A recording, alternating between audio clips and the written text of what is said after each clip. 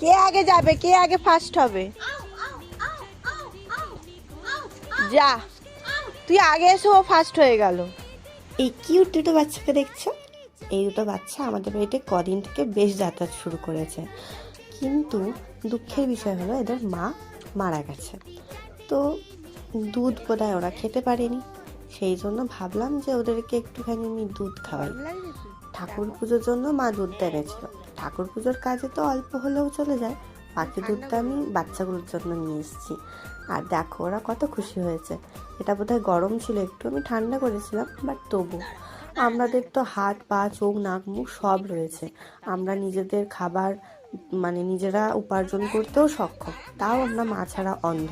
আর এই বাচ্চাগুলো মা নেই, মা ছাড়া এরা কিভাবে চলে ভেবে খুব কষ্ট লাগছিল।